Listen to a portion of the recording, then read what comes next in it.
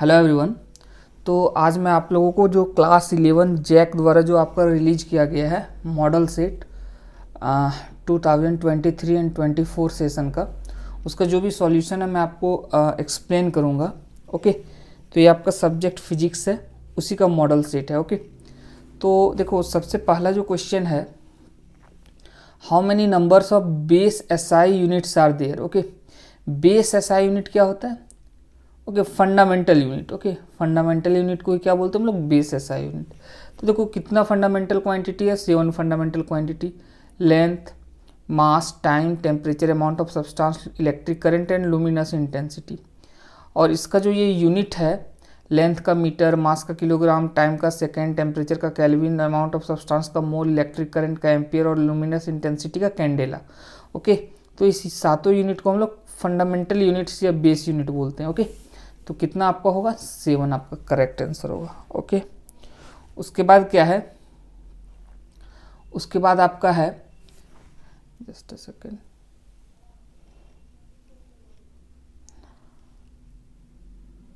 या उसके बाद नेक्स्ट आपका है the dimensional formula of gravitational constant is. Okay, dimensional formula क्या है ग्रेविटेशनल कांस्टेंट का? तो देखो हमें पता है कि दो फोर्सेस यदि दो मासेस यदि m1 और m2 है और उसके बीच का डिस्टेंस क्या है? उसके बीच का डिस्टेंस यदि आपका r है तो फोर्स क्या होता है? G m1m2/r²। तो यहाँ से यही g ग्रेविटेशनल कांस्टेंट होता है।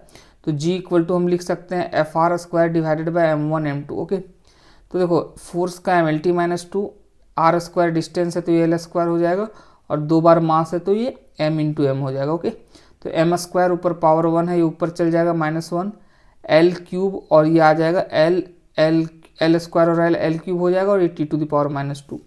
ओके, तो m-1 l³ t⁻², ये आपका क्या होगा? सी आपका करेक्ट होगा। ओके, तो अब फोर्थ नंबर जो क्वेश्चन है आपका, फोर्थ नंबर है, a person travelling on a straight line moves with a uniform velocity v1 for some time and with uniform velocity v2 for the next equal time, the average velocity is given by। Okay, तो एक कोई person है, वो पहले a से b, okay, a से b जाता है कितने वेलोसिटी से? v1 वेलोसिटी से, और कितने टाइम के लिए? t टाइम के लिए। Okay, and v2 for the next equal time, और नेक्स्ट इंटरवल है वो भी कितने टाइम के लिए जाता है? t टाइम के लिए ही। ओके, टाइम आपका चेंज नहीं हो रहा है। तो ये हो गया आपका, और किस वेलोसिटी से जा रहा है? v2 से। तो आपसे पूछा गया है एवरेज वेलोसिटी। देखो एवरेज वेलोसिटी जो होता है वो आपका total displacement by total time होता है। तो यदि मैं टोटल डिस्प्लेसमेंट की बात करूं तो a b plus B C, तो ये डिस्टेंस कितना है? ये डिस्प्लेसमेंट कितना है? ये आपका होगा velocity into time, velocity into time, plus ये क्या होगा आपका? ये आपका होगा velocity into time, that is v2t। ये आपका टोटल डिस्प्लेसमेंट हो गया a से c divided by total time. तो ये टाइम t और ये टाइम t, टोटल टाइम क्या हो गया जर्नी का? 2t। यदि मैं यहाँ से t कॉमन ले लेता हूँ तो ये t आपका कैंसिल हो जाएगा, नीचे से आपका आ जाएगा v1 plus v2 divided by 2।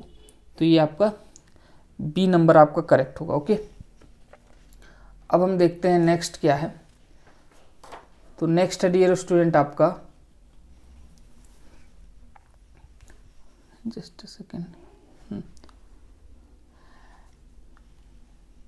ये आपका है at the top of the trajectory of the particle the motion the acceleration is. Okay, कोई आपका देखो एक मतलब कोई पार्टिकल है जिसको ऐसे प्रोजेक्ट किया गया, ये आपको प्रोजेक्टाइल मोशन कर रहा है। ओके, ये क्या है? प्रोजेक्टाइल मोशन का ट्रेजेक्ट्री है, ये पाथ है।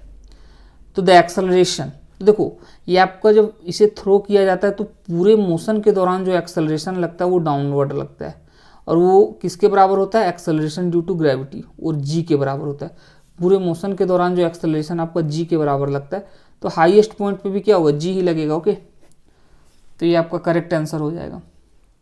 The direction of the angular velocity vector is, देखो ये डायरेक्शन किसका पूछा है? एंगुलर वेलोसिटी ओमेगा का। तो हमको पता है कि जो आपका लीनियर वेलोसिटी होता है वेक्टर फॉर्म में, वो ओमेगा क्रॉस आर होता है। क्या होता है? v equal to omega cross R. तो अब देखो यहाँ पे सपोज एक कोई पार्टिकल है, जो सर्कुलर मोशन कर रहा है, ओके, एंटी क्लॉकवाइज सेंस में किसी भी स्पीड से, ओके, तो वेलोसिटी का डायरेक्शन ये हो जाएगा।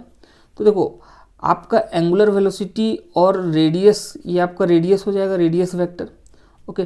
तो एंगुलर वेलोसिटी और रेडियस वेक्टर का आपका क्रॉस प्रोडक्ट आपका क्या है, लीनियर वेलोसिटी, ओके। तो जो आपका ये लीनियर वेलोसिटी होगा उसके परपेंडिकुलर कौन होगा, angular velocity, okay. Cross product क्या होता है, क्रॉस प्रोडक्ट जो होता है वो दोनों वेक्टर के परपेंडिकुलर आता है, मतलब भी आपका इसके भी परपेंडिकुलर होगा और इसके भी परपेंडिकुलर होगा, मतलब एंगुलर वेलोसिटी जो आएगा इस वेलोसिटी के परपेंडिकुलर आएगा। और वो किस प्रकार आएगा, वेलोसिटी के परपेंडिकुलर कुछ इस प्रकार आएगा, ओके, ऐसे। और एक्सिस ऑफ रोटेशन भी यही है, ओके। ये जो आपका रोटेशन हो रहा है ये इस एक्सिस के अबाउट हो रहा है, ओके। नॉर्मली ऐसे आपका एक्सिस आ रहा है ऊपर की ओर और ये ऐसे आपका एक्सिस है, ओके। तो ये आपका क्या हो जाएगा, अलोंग द एक्सिस। और इस केस में हम लोग ओमेगा का डायरेक्शन कैसे निकालेंगे, तो राइट हैंड थंब रूल से। जैसे आपका ये एंटी क्लॉकवाइज सेंस में रोटेट कर रहा है, तो अपने राइट हैंड को मैं एंटी क्लॉकवाइज में कर्ल करूंगा, तो ये थंब आपका एंगुलर वेलोसिटी का डायरेक्शन देगा। और ये कैसे आएगा, ऊपर की ओर, मतलब एक्सिस ऑफ रोटेशन के अबाउट आ रहा है, ओके। तो ये आपका एक्सिस ऑफ रोटेशन हो जाएगा। द ट्रेजेक्ट्री, नेक्स्ट क्वेश्चन आपका है, ओके। नेक्स्ट क्वेश्चन है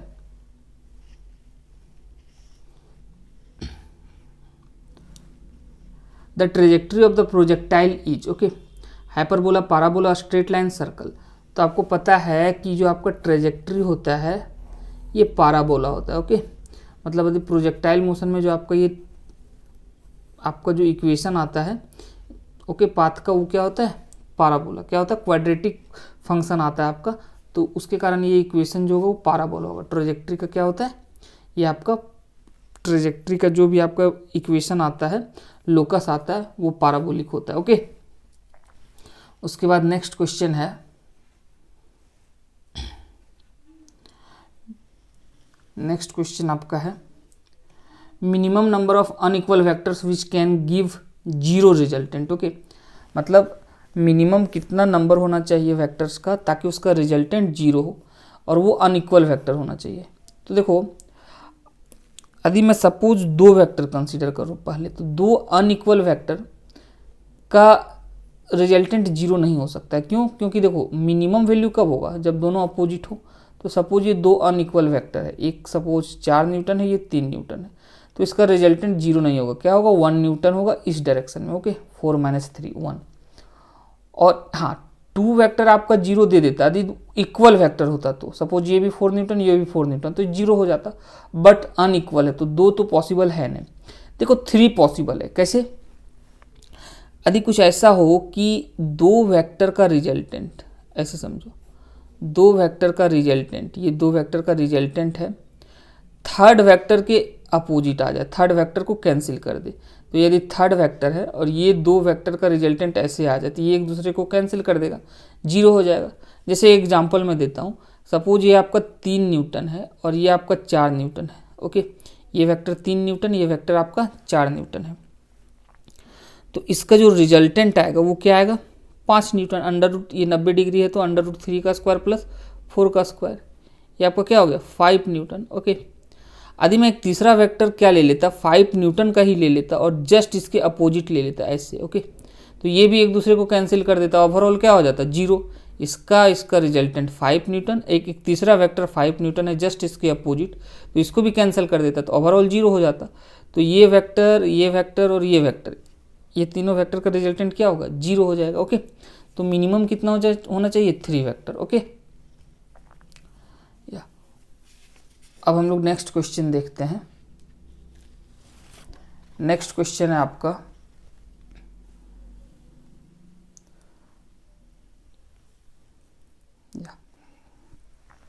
नेक्स्ट क्वेश्चन है the frictional force acting on a body at rest in a plane, okay. तो देखो एक कोई बॉडी है जो कि एक प्लेन पे रेस्ट कर रहा है, ओके। तो इसको फ्रिक्शनल फोर्स, इस पे क्या होगा, तो देखो फ्रिक्शनल फोर्स कब एक्ट करता है, जब बॉडी और सरफेस के बीच रिलेटिव मोशन हो। तो यहाँ बॉडी और सरफेस के बीच कोई रिलेटिव मोशन नहीं है, ओके। और एक केस कब होता है, जब बॉडी का मूव करने का टेंडेंसी हो किसी एक डायरेक्शन में, जैसे ऐसे रहा, ओके, इंक्लाइन है, यहाँ एक बॉडी रेस्ट कर रहा है। ओके, तो इस बॉडी का क्या है, इस बॉडी का मूव करने का टेंडेंसी है इस डायरेक्शन में। ओके, तो फ्रिक्शन आपका इस डायरेक्शन में होगा। लेकिन इस केस में यदि प्लेन पे कोई रेस्ट कर रहा है तो ना इस मूव कर रहा है, ना रिलेटिव मोशन हो रहा है, ना ही तो इसका टेंडेंसी है किसी डायरेक्शन में मूव करने का। ओके, तो इसमें फ्रिक्शनल फोर्स क्या होगा, जीरो हो जाएगा। क्या हो जाएगा, जीरो हो जाएगा। ओके, उसके बाद आपका है next question, two bodies of masses 4 kg and 5 kg acted upon by the same force, 4 kg and 5 kg acted upon by the same force if the acceleration of the lighter body is 2 metre per second square, the acceleration of the heavier body is. Okay, तो दो body, एक 4 kg का, एक 5 kg का, suppose इसमें acceleration A1 है, A2 है, इसमें फोर्स F1 है, इसमें फोर्स F2 है। ओके, तो देखो आपका F1 बराबर क्या दिया हुआ है, F2, सेम फोर्स है। तो फोर्स क्या होता है, मास इंटू एक्सेलरेशन। मास आपका 4 है, एक्सेलरेशन कितना है, A1 है। मास आपका 5 है, एक्सेलरेशन मान लेते हैं इसका A2।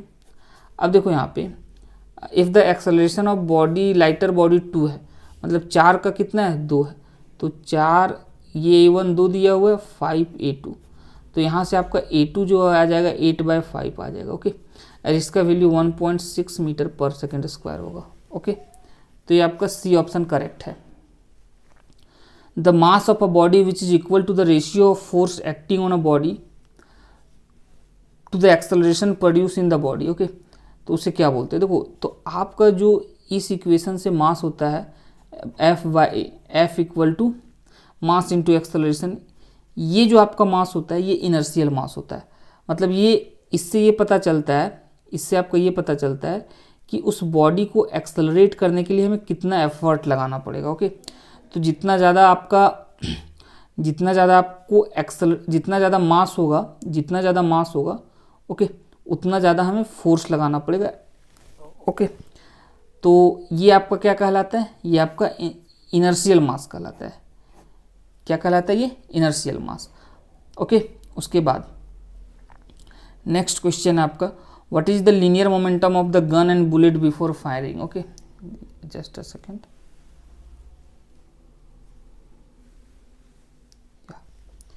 So what is the linear momentum of the gun and bullet before firing. देखो एक आपका गन है, इसके अंदर बुलेट है, अभी इसे फायर नहीं किया गया है। ओके, अब जब इसे फायर कर दिया जाता है, ये आफ्टर फायरिंग है, ये क्या है, आफ्टर फायरिंग। तो इसे जब फायर कर दिया जाता है, बुलेट इधर जाता है और गन इधर रिकॉइल करता है। ओके, बट ये आफ्टर फायरिंग होता है। बिफोर फायरिंग आपका गन भी रेस्ट पे है और बुलेट भी क्या है, रेस्ट पे है। ओके, तो यदि रेस्ट पे है तो लीनियर मोमेंटम क्या होगा, जीरो होगा। यदि v इक्वल टू जीरो है तो लीनियर मोमेंटम क्या होता है, mass into velocity, v zero है तो लीनियर मोमेंटम क्या हो जाएगा, जीरो हो जाएगा। ओके, नेक्स्ट क्वेश्चन अब देखते हैं हम लोग।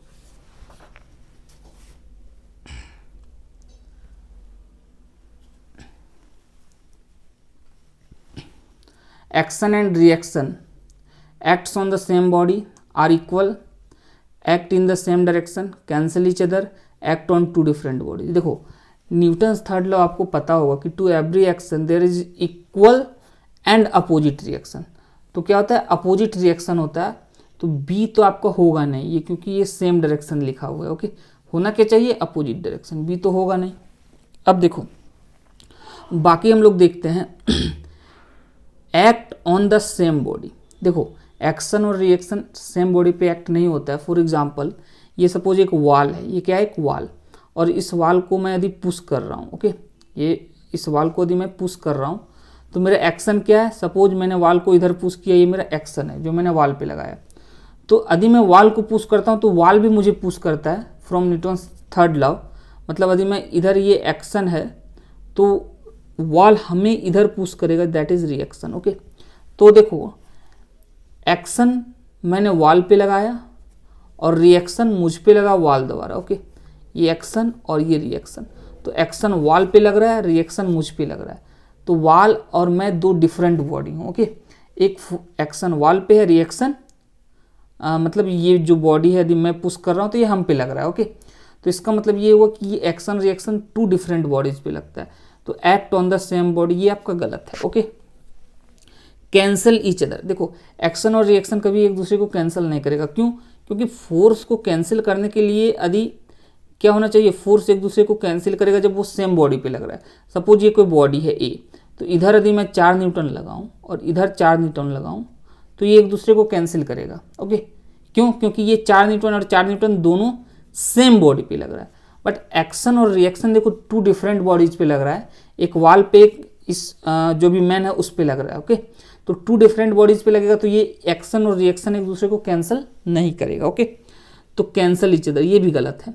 एक्ट ऑन 2 डिफरेंट बॉडीज, हाँ ये मैंने एक्सप्लेन किया कि एक्शन रिएक्शन 2 डिफरेंट बॉडीज पे लगता है, तो ये आपका करेक्ट होगा। ओके, उसके बाद देखते हैं which of the following is non conservative force, या एक ये छूट गया 14 नंबर। A body of mass 100 kg, mass आपका 100 kg दिया हुआ है, falls from a height 10 metre, its increase in kinetic energy. ये आपका अर्थ का सरफेस है, यहाँ से 100 kg का मास को ऐसे फॉल कराया जाता है। ओके, हाइट कितना है 10 मीटर। तो देखो जब ये ग्राउंड को स्ट्राइक करेगा तो सारा पोटेंशियल एनर्जी काइनेटिक एनर्जी में बदल जाएगा। ओके, तो पूछा है इंक्रीज इन काइनेटिक एनर्जी, तो इंक्रीज इन काइनेटिक एनर्जी क्या होगा, जो भी पोटेंशियल एनर्जी होगा वही आपका काइनेटिक एनर्जी में बदल जाएगा। ओके, तो इंक्रीज इन जो काइनेटिक एनर्जी होगा वो mgh के बराबर होगा, जो भी पोटेंशियल एनर्जी है। और पोटेंशियल एनर्जी कितना हो, मास आपका 100 है, जी मैं 9.8 ले लेता हूँ, हाइट आपका 10 है। ओके, तो ये आपका क्या हो जाएगा, ये आपका हो जाएगा मास 100, ये 9.8, ये आपका हाइट, ठीक है। तो ये आपका हो जाएगा 9800 जूल। ओके, तो ये आपका ऑप्शन ए करेक्ट है। उसके बाद नेक्स्ट क्वेश्चन है which of the following is non conservative force. देखो आपको पता होगा कंजर्वेटिव फोर्स क्या होता है, force whose work is independent of path, यदि जिसका वर्क डन पाथ पे डिपेंड ना करे। जैसे सपोज मैं ए और बी में 2 डिफरेंट पाथ से जाता हूँ और यदि इसमें कंजर्वेटिव फोर्स लग रहा है तो पाथ 1 और पाथ 2 का दोनों का वर्क डन क्या होगा, सेम होगा। क्यों? क्योंकि आपका इनिशियल और फाइनल सेम है और कंजर्वेटिव फोर्स में आपका पाथ पे डिपेंड नहीं करता। ओके, और नॉन कंजर्वेटिव फोर्स क्या होता है, forces whose work depends on path. Okay, तो यदि पाथ पे डिपेंड करेगा तो उसको हम लोग बोलेंगे नॉन कंजर्वेटिव फोर्स, जैसे फ्रिक्शन होता है। ओके, तो देखो ग्रेविटेशनल फोर्स आपका कंजर्वेटिव फोर्स है, इलेक्ट्रोस्टैटिक फोर्स भी आपका कंजर्वेटिव फोर्स है, मैग्नेटिक फोर्स भी आपका कंजर्वेटिव फोर्स है, फोर्स ऑफ फ्रिक्शन आपका नॉन कंजर्वेटिव फोर्स है। ओके, तो ये आपका क्या हो जाएगा, डी आपका करेक्ट हो जाएगा। नेक्स्ट क्वेश्चन आपका नेक्स्ट क्वेश्चन है, जस्ट सेकेंड,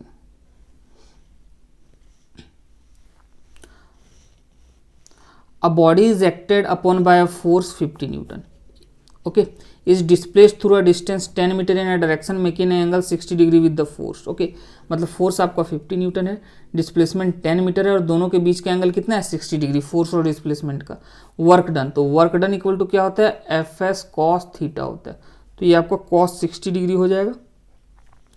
फोर्स 50 है, ये 10 है और कॉस 60 डिग्री 1/2 होता है, ये 5, तो ये 250 जूल हो जाएगा। ओके, क्या हो जाएगा, 250 जूल। ओके, अब देखो नेक्स्ट क्या है, which of the following principle is used by a ballet dancer during her performance. देखो जब बैलेट डांसर अपना परफॉर्मेंस कर रही होती है, डांस कर रही होती, तो ड्यूरिंग राउंडिंग ये क्या होती है, ये चक्कर लगाती है। ओके, आपका डांसिंग के दौरान। तो देखो आपको पता होगा कि conservation of angular momentum, conservation of angular momentum क्या होता है, आई ओमेगा इक्वल टू कॉन्स्टेंट। इसका मतलब ये हुआ कि एक बढ़ेगा, यदि आई बढ़ेगा तो ओमेगा घटेगा, यदि आई घटेगा तो ओमेगा बढ़ेगा, उल्टा होगा। Okay, I omega equal to constant मतलब एक बढ़ेगा तो दूसरा घटेगा। अब देखो यदि ये डांस कर रही है, ये घूम रही है, ओके, तो क्या होगा, ये रोटेशन के दौरान एक बार हाथ को ये फैला देती है और एक बार हाथ को स्विंग कर देती है। तो देखो यदि हाथ फैलता है, यदि ये एक्सिस ऑफ रोटेशन है, ये एक्सिस ऑफ रोटेशन है, हाथ यदि ये फैलाती है तो मास का डिस्ट्रीब्यूशन एक्सिस से दूर हो जाता है, कुछ मास का डिस्ट्रीब्यूशन एक्सिस से दूर हो जाता है। तो यदि मास का डिस्ट्रीब्यूशन एक्सिस से दूर होगा तो मोमेंट ऑफ इनर्शिया बढ़ जाता है। यदि मोमेंट ऑफ इनर्शिया बढ़ गया तो ओमेगा क्या हो जाएगा, घट जाएगा, तो इसका स्पीड क्या होता है, घट जाता है यदि हाथ को ये फैलाती है। और यही हाथ को यदि ये श्रिंक कर देगी तो क्या होगा, मास का डिस्ट्रीब्यूशन एक्सिस के नज़दीक आ जाएगा। यदि मास का डिस्ट्रीब्यूशन एक्सिस के नज़दीक आ गया तो मोमेंट ऑफ इनर्शिया घट जाएगा, और मोमेंट ऑफ इनर्शिया घटेगा तो ओमेगा एंगुलर स्पीड बढ़ जाएगा। ओके, देखो मास का डिस्ट्रीब्यूशन, देखो आई इक्वल टू क्या होता है, एम आर स्क्वायर, आर क्या है, डिस्टेंस फ्रॉम द एक्सिस। तो मास का डिस्ट्रीब्यूशन यदि एक्सिस से नज़दीक होगा तो आर कम होगा तो मोमेंट ऑफ इनर्शिया कम होगा। तो वही है, जब ये हाथ को स्विंग करेगी तो मोमेंट ऑफ इनर्शिया कम होगा, तो खुद ब खुद इसका स्पीड बढ़ जाएगा घूमने का, रोटेशन का। ओके, तो इस प्रकार ये डांस करती है। ओके, तो ये आपका क्या है, ये किस प्रिंसिपल पे होता है, ये आपका कंजर्वेशन ऑफ एंगुलर मोमेंटम होता है, that is I omega equal to constant. Okay, next question अब देखते हैं हम लोग। The moment of inertia of a body does not, just a second, या नेक्स्ट क्वेश्चन है आपका, the moment of inertia of a body does not depend upon different orientation of axis, nature of distribution of mass, angular velocity, axis of rotation. देखो यदि मैं A option देखूं तो यदि ये आपका एक्सिस ऑफ रोटेशन है, ये मास है, तो मोमेंट ऑफ इनर्शिया क्या होगा, mr²। यदि मैं इस एक्सिस को रोटेट कर दूं 90 डिग्री, इसका ओरिएंटेशन बदल दूं, और ताकि ये आपका एक्सिस क्या हो जाए, रोटेशन करने के बाद ये एक्सिस आपका इस मास से कोलाइड कर जाए, कंसाइड कर जाए। तो देखो अब ये एक्सिस को यदि मैं रोटेट करता हूँ तो एक्सिस ऐसे हो गया, अब मास किस पे लाया कर रहा है, एक्सिस पे। तो अब मोमेंट, पहले मोमेंट ऑफ इनर्शिया mr² था, अब 0 हो जाएगा। क्यों? क्योंकि अब मास एक्सिस पे ही लाया कर रहा है, मतलब ओरिएंटेशन पे आपका डिपेंड कर रहा है। Okay, nature of distribution of मास, देखो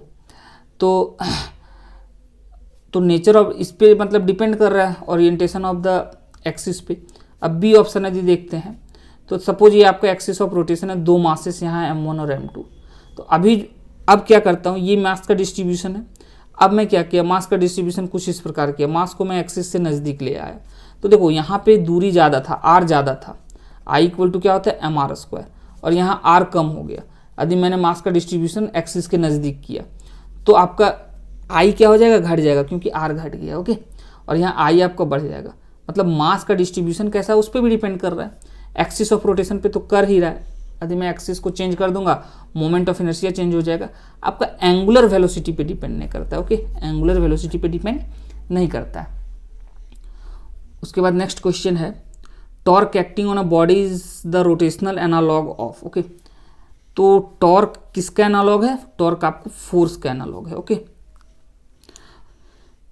उसके बाद आपका जो नेक्स्ट क्वेश्चन है, the value of g becomes 0 at, okay just a second,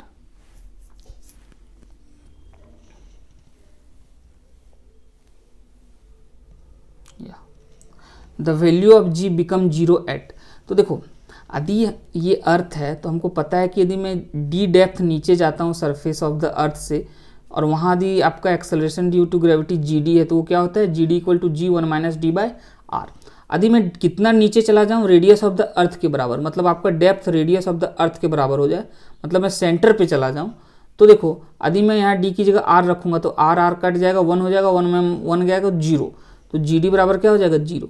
मतलब ये कि आपका सेंटर ऑफ द अर्थ पे क्या हो जा रहा है, gravitational acceleration due to gravity 0 हो जा रहा है। ओके, सेंटर पे, तो सेंटर पे 0 हो जा रहा है, मतलब कितना डेप्थ है, रेडियस ऑफ द अर्थ के बराबर डेप्थ है, और रेडियस क्या है, डायमीटर का हाफ, रेडियस क्या होगा, डायमीटर का हाफ। ओके, तो the depth equal to the half of the diameter of the earth. Okay, option B आपका क्या होगा, करेक्ट होगा। Gravitational potential energy will be maximum at, gravitational potential energy कहाँ maximum होगा, तो देखो आप ये अर्थ है, और ग्रेविटेशनल पोटेंशियल एनर्जी का फॉर्मूला -Gmm/r होता है। तो यदि r क्या है, अर्थ के सेंटर से दूरी, कोई भी मास m है उसका दूरी। ओके, जहाँ हमें ग्रेविटेशनल पोटेंशियल एनर्जी चाहिए सिस्टम का। ओके, अब देखो यदि r बढ़ेगा, जैसे जैसे हम ऊपर जाएंगे क्या होगा, r बढ़ेगा, और r बढ़ेगा तो ये घटेगा, और यहाँ नेगेटिव साइन है, मतलब लेस एंड लेस नेगेटिव होगा यदि मैं ऊपर जाऊँगा। सपोज यहाँ -10 जूल है, इससे ऊपर गया तो -9 जूल होगा, इससे ऊपर जाएंगे तो -8 जूल होगा। मतलब ये जैसे जैसे r बढ़ेगा ये लेस एंड लेस नेगेटिव होते जाएगा। लेस एंड यदि नेगेटिव वैल्यू आपका क्या हो रहा है, मैग्नीट्यूड वाइज वो यदि घट रहा है तो एक्चुअली वो क्या हो रहा है, बढ़ रहा है। ओके, तो ऐसे ही यदि r बराबर इन्फिनिटी हो जाएगा तो -10 -9 -8 और बस इन्फिनिटी पे जाके वहाँ क्या हो जाएगा, 0 हो जाएगा। ओके, तो ये हो क्या रहा है, ये एक्चुअली ग्रेविटेशनल पोटेंशियल एनर्जी आपको बढ़ रहा है, क्योंकि -9 आपका -10 से बड़ा होता है, तो ये मैक्सिमम क्या होगा, जीरो। और कब होगा वो? आर इक्वल टू इन्फिनिटी पे। आर इक्वल टू इन्फिनिटी रख देंगे तो आपका ग्रेविटेशनल पोटेंशियल एनर्जी जीरो हो जाएगा, तो ये आपका क्या हो जाएगा? इन्फिनिटी हो जाएगा। ओके, अब देखते हैं नेक्स्ट क्वेश्चन।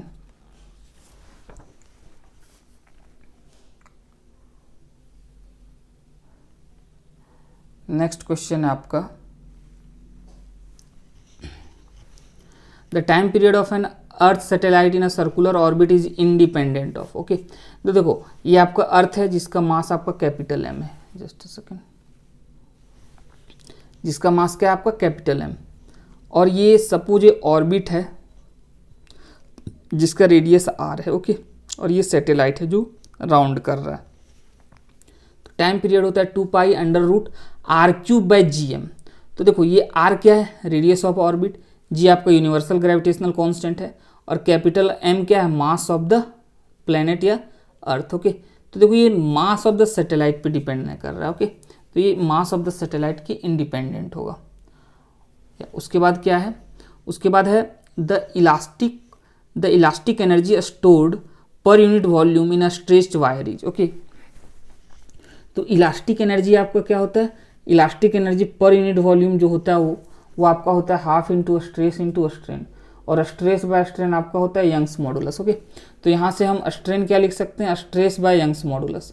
ओके, अब देखो यदि मैं स्ट्रेन की जगह यहाँ पुट कर दूँ स्ट्रेस बाय यंग्स मॉडुलस, तो स्ट्रेस इंटू स्ट्रेस स्क्वायर हो जाएगा और नीचे यंग्स मॉडुलस और ये हाफ। तो आपका ऑप्शन बी करेक्ट होगा। ऑप्शन बी क्या होगा? करेक्ट होगा। ओके, उसके बाद नेक्स्ट क्वेश्चन देखते हैं हम लोग। नेक्स्ट क्वेश्चन है आपका या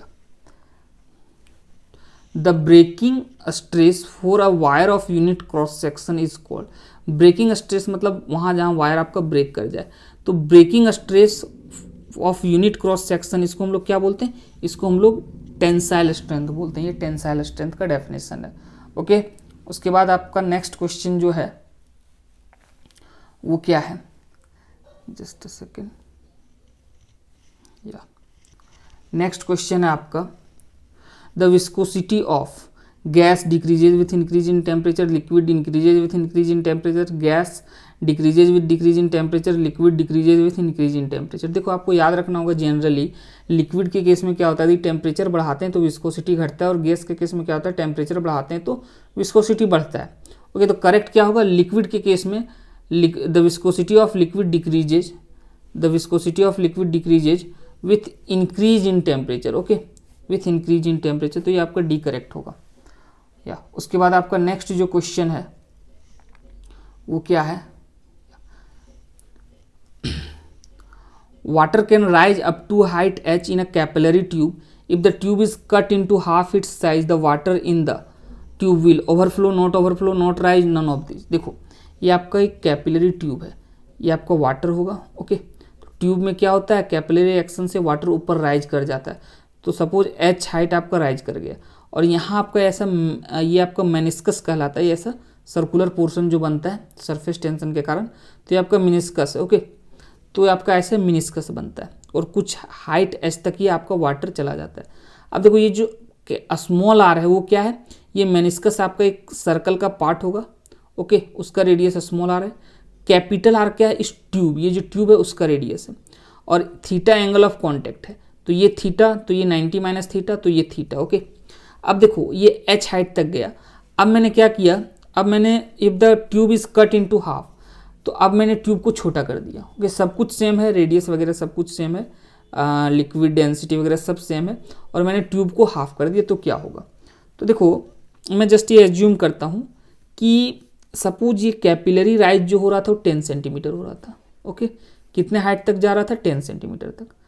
और यदि मैं क्या करता हूँ? यदि मैं ट्यूब को 5 सेंटीमीटर कर देता हूँ या 6 सेंटीमीटर कर देता हूँ, तो कैपिलरी राइज जो वाटर राइज होना वो 10 सेंटीमीटर है, बट ट्यूब का लेंथ सपोज मैंने 6 सेंटीमीटर ही लिया, तो क्या होगा?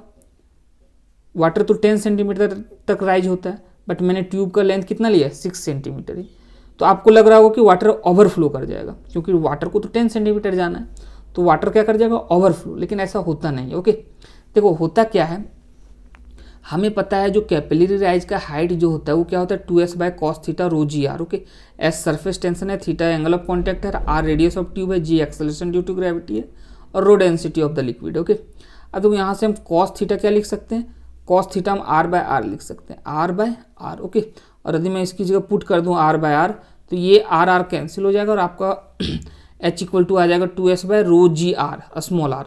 तो यदि आर को मैं इधर मल्टीप्लाई कर देता हूँ तो ये एच आर इक्वल टू क्या आ जाएगा 2s by rho ji. Okay, अब देखो two constant, surface tension constant, density constant, g constant, मतलब एच इंटू आर क्या हो जाएगा कांस्टेंट। ओके, मतलब height of the capillary rise जो होगा और रेडियस ऑफ द मेनिस्कस, ये क्या है, रेडियस ऑफ द मेनिस्कस जो है वो कांस्टेंट होगा।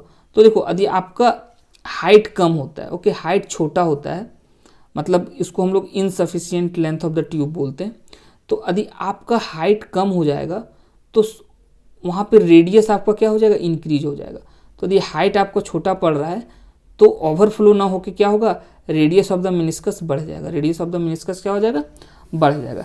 इसका मतलब ये हुआ कि कैपिलरी आपका यदि आपका इनसफिशियंट लेंथ है तो ओवरफ्लो हो ना होकर क्या होगा, सबसे पहले ये इतने दूर तक जाएगा, तो ये आपका क्या है, आपका ऐसा रेडियस ऑफ द मेनिस्कस ये है are.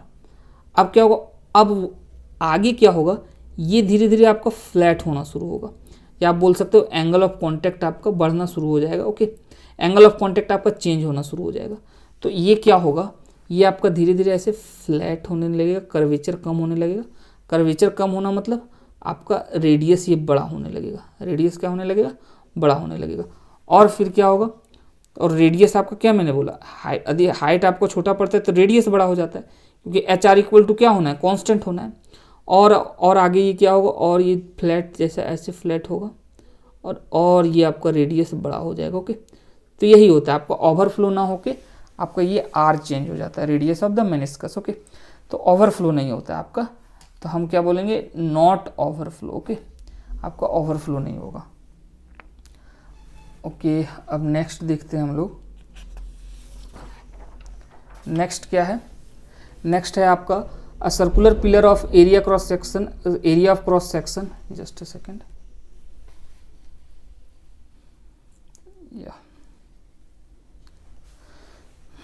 A circular pillar of area of cross section 60 into 10 to the power minus 3 meter square supports a weight of 60 kg. Okay, what is the pressure exerted on the pillar? तो ये आपका circular pillar है जिसका cross section area आपका दिया हुआ है और वो कितने वेट को सपोर्ट कर रहा है, 60 kg का। तो आपको प्रेशर पूछा है। ओके, तो प्रेशर क्या होता है, फोर्स बाय एरिया। फोर्स यहाँ क्या होगा, जो भी वेट लग रहा होगा mg बाय एरिया। m आपका 60 है, g में 9.8 ले लेता हूँ, एरिया आपका दिया हुआ है 60 into 10 to the power minus 3 यहाँ पे, और ये 60 कट जाएगा, ये ऊपर चला जाएगा, तो ये आपका क्या आ जाएगा 9.8 न्यूटन पर मीटर स्क्वायर। क्या आएगा, न्यूटन पर मीटर स्क्वायर। ओके, उसके बाद नेक्स्ट क्वेश्चन है, when the water is heated from 0 degree Celsius to 4 degree Celsius the volume of water. Okay, तो देखो आपको पता होगा कि वाटर का एक एनामलस बिहेवियर होता है, विचित्र बिहेवियर होता है, कि जनरली क्या होता है, चीज़ें को यदि हम गर्म करते हैं, कोई चीज़ को यदि मैं गर्म करूँगा तो उसका वॉल्यूम बढ़ता है। बट वाटर के केस में क्या होता है, यदि मैं वाटर को 0 से 4 डिग्री सेल्सियस तक हीट करूँ तो वाटर का वॉल्यूम बढ़ने की जगह क्या होगा, घटेगा। तो मैं क्या बोलूँगा, वाटर का वॉल्यूम आपका डिक्रीज होता है। क्या होता है, वाटर का वॉल्यूम डिक्रीज होगा। ओके, यदि मैं हीट करूँगा 0 to 4 डिग्री सेल्सियस, और 4 डिग्री सेल्सियस पे वॉल्यूम मिनिमम होगा और डेंसिटी मैक्सिमम होता है। ओके, ये आपको पता होना चाहिए। नेक्स्ट क्या है, ratio of coefficient of linear volume and areal expansion. Ratio of coefficient of linear expansion alpha होता है, वॉल्यूम गामा होता है और एरिया का बीटा होता है। तो हमें पता है अल्फा इस टू बीटा इस टू गामा आपका 1:2:3 होता है, लेकिन यहाँ थोड़ा सीक्वेंस चेंज कर दिया है। पहले आपका लीनियर है, पहले आपका लीनियर, उसके बाद वॉल्यूम मतलब गामा है, तो अल्फा इस टू गामा इस टू बीटा, तो ये क्या हो जाएगा 1:3:2, 1:3:2। ऑप्शन ए आपका करेक्ट होगा। ओके, नेक्स्ट क्वेश्चन आपका दिया हुआ है,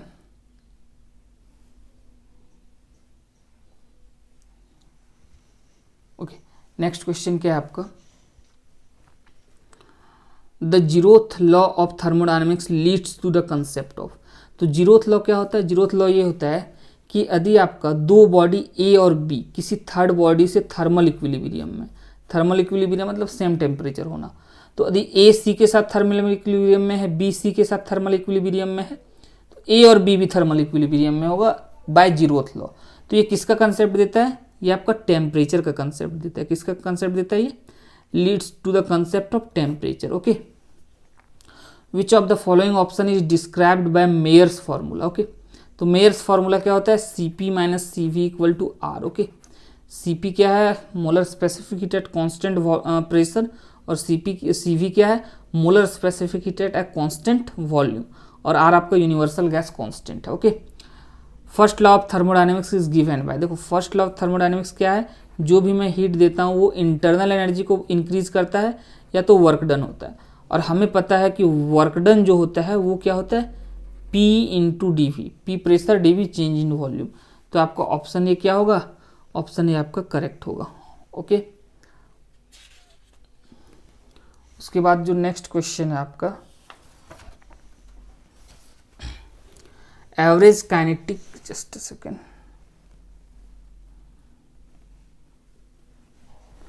average kinetic energy of molecule is directly proportional to square root of temperature, directly proportional to absolute temperature, independent of absolute temperature, inversely proportional to absolute temperature. देखो जो आपका n मोल का kinetic energy होता है वो F/2 nRT होता है। n आपका नंबर ऑफ मोल है, R यूनिवर्सल गैस कांस्टेंट है, T टेम्परेचर, और F क्या? Degree of freedom.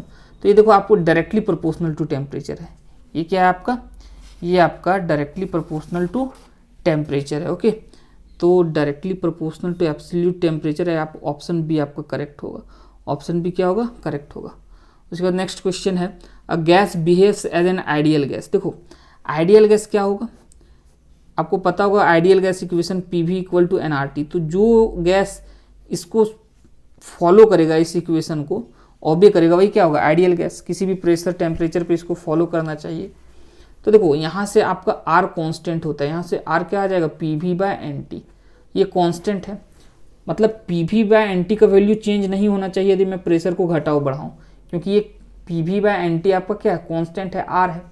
तो आइडियल गैस तभी होगा यदि मैं प्रेशर को बढ़ाऊँ तो R चेंज नहीं होना चाहिए, मतलब PV/NT चेंज नहीं होना चाहिए, मतलब PV/NT क्या होना चाहिए? कांस्टेंट होना चाहिए। तो ये रेड वाला आइडियल गैस का है आपका ग्राफ है, मतलब आइडियल गैस होगा तो इसका ग्राफ कुछ इस प्रकार आएगा। बट ये सब आपका रियल गैस का ग्राफ है, ब्लू वाला। ओके, एक्चुअली में क्या देखा गया कि आपका ग्राफ कुछ इस प्रकार आता है। ओके, इसका मतलब ये हुआ कि आप देखो यदि मैं डिफरेंट टेम्परेचर पे ग्राफ ड्रॉ किया हूँ T1, T2, T3, तो T3 greater than T2 greater than T1। अब देखो ये रेड वाला आइडियल गैस है, तो वेरी लो प्रेशर पे क्या हो रहा है? आइडियल गैस के नज़दीक, ये जो रियल गैस है वो आइडियल गैस के काफ़ी नज़दीक है, मतलब बहुत लो प्रेशर पे गैस आपका आइडियल गैस के करीब है। ओके, आइडियल गैस को अप्रोच कर रहा है, उसके नज़दीक है। ओके, तो मतलब लो प्रेशर पे मैं क्या बोलूँगा? लो प्रेशर एक हो गया जो आपका रियल गैस आइडियल गैस के नज़दीक होगा।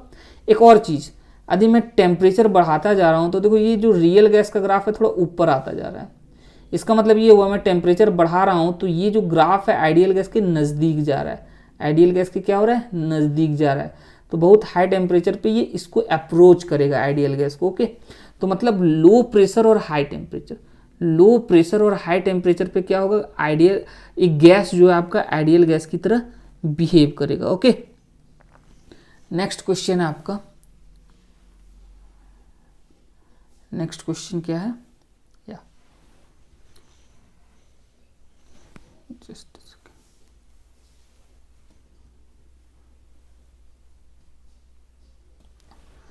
विच of the following function represent a simple harmonic oscillation. देखो सिंपल हार्मोनिक मोशन को मैं एक सिंगल साइन या कोसाइन के टर्म में रिप्रेजेंट कर सकता हूँ। ओके, तो देखो आप ये ओमेगा टी है, ये 2 ओमेगा टी है, तो इसको हम सिंगल साइन और कोसाइन के फॉर्म में रिप्रेजेंट नहीं कर सकते। ओके, यहाँ भी ओमेगा टी 2 ओमेगा टी, इसको भी रिप्रेजेंट नहीं कर सकते, इसको भी रिप्रेजेंट नहीं कर सकते। बट देखो यहाँ sine omega T minus cos omega T, इसको हम रिप्रेजेंट कर सकते हैं। तो ये आपका सिंपल हार्मोनिक मोशन होगा। क्या होगा? Simple harmonic motion. उसके बाद है a child swinging on a wing in a sitting position stands up, the time period of the swing will be. Okay, मतलब एक कोई चाइल्ड है जो ऐसे झूला झूल रही है। ओके, और अचानक वो बैठी हुई थी और खड़ा हो जाती है, तो टाइम पीरियड में क्या चेंज होगा? तो टाइम पीरियड का फॉर्मूला होता है 2π√L/g। एल आपका क्या होता है? एल आपका इफेक्टिव लेंथ, मतलब जो आपका नीचे बॉडी है उसका सेंटर ऑफ मास और फिक्स पोजीशन से जो भी दूरी है। तो देखो जब ये बैठी हुई थी, ओके, जब यहाँ पे ये बैठी हुई थी तो इसका सेंटर ऑफ मास कुछ नीचे होगा, तो यहाँ से एल लेंगे। लेकिन जैसे ये खड़ी हो जाएगी, ओके, खड़ी हो जाएगी तो बॉडी का कुछ मास ऊपर शिफ्ट हो जाएगा, तो सेंटर ऑफ मास भी कुछ ऊपर शिफ्ट हो जाएगा। और सेंटर ऑफ मास से या सेंटर ऑफ ग्रेविटी से ही ये हम एल का दूरी लेते हैं, एल दूरी लेते हैं, तो ये एल डैश हो जाएगा। और एल डैश क्या हो जाएगा? कम हो जाएगा एल से। तो यदि ये कम हुआ तो टाइम ऑफ पीरियड घट जाएगा। ओके, हम लोग यहाँ इफेक्टिव लेंथ लेते हैं कहाँ से? सेंटर ऑफ मास या ग्रेविटी से, सेंटर ऑफ ग्रेविटी से। तो ये क्या हो जाएगा? डिक्रीज कर जाएगा। क्या कर जाएगा?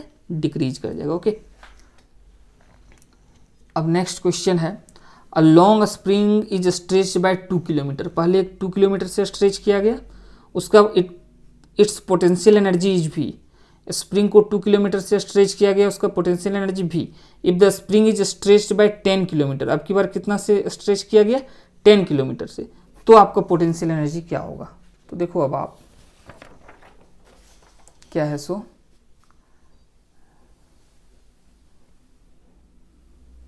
या देखो, तो पहले आपका कितना से स्ट्रेच किया गया है?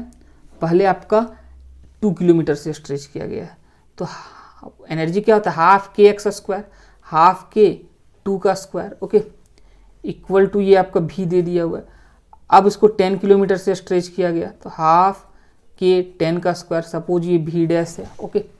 अब ये एनर्जी है, तो दोनों को हम डिवाइड कर देते हैं, तो हाफ के कट जाएगा, तो ये आपका 2 स्क्वायर 4 हो जाएगा, ये 10 का स्क्वायर 100 हो जाएगा, v by V dash, okay. तो यहाँ से देखो आपका ये 25, तो v डैश क्या आ जाएगा? 25v, तो 25v आपका डी करेक्ट है, ओके।